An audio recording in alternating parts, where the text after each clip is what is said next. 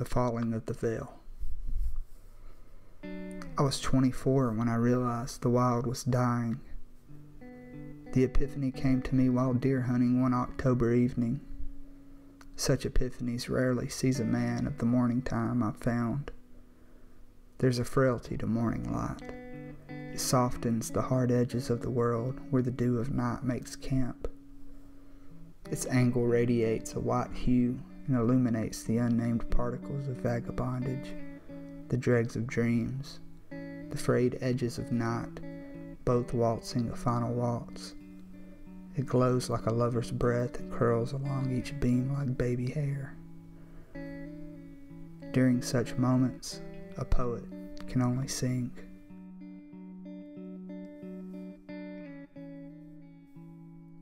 October is spring within the fall here in Georgia.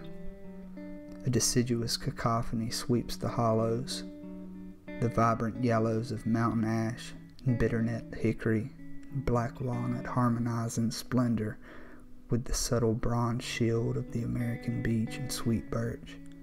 Fiery clashes from the northern red oak and American sycamore erupt and seem to disperse red flickering embers of the red maple, black cherry, and flowering dogwood.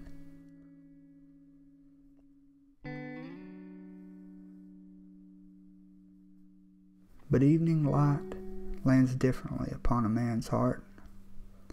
The harsh angle does not bring with it a new day.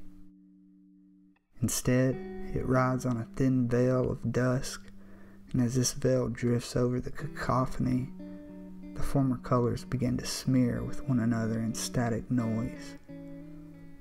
As night impedes, the observer is left looking at a muddy and mysterious scene, drained of its vibrancy.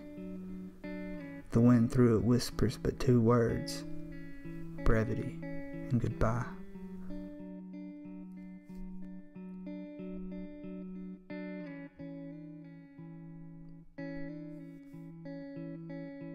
It was during one of these October evenings that I heard a similar whisper in my heart.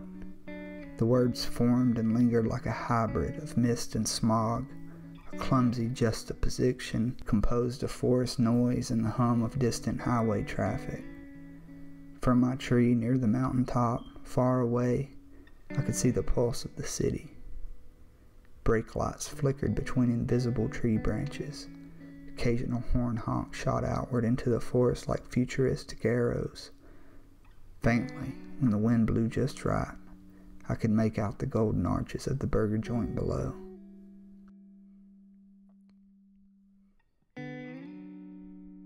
As night arrived, I began gathering my equipment. I felt a weight inside me I'd not felt before.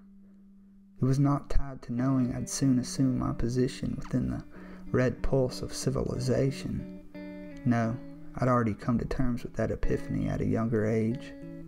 This was different, subdued, like the impossible ideas that transcend the minds of children and twist them into adults, or the gray and gritty smear between erosion lines.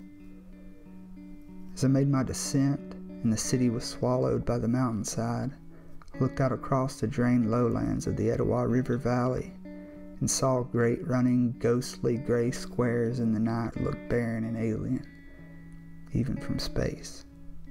As I pulled my truck out onto the road, as my eyes squinted into the headlights of oncoming cars, I realized that these are the evening days of wildness.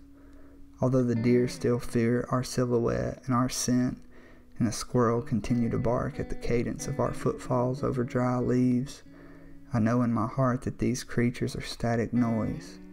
They are echoes of a day when wildness could not be tamed. And they are caught just as I am caught, somewhere in a dusky hue where history and the present moment tear apart and become strangers to one another.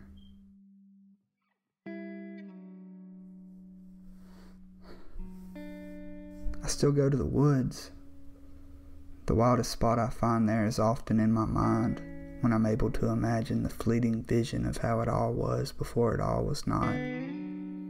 Sometimes it's a Cherokee in my periphery, kneeling near a log, his turkey feathers quietly shaking as he draws his bow. Other times it's along the long lashes of a mother doe, as her fawn nurses the last few drops from her before the leaves begin to change.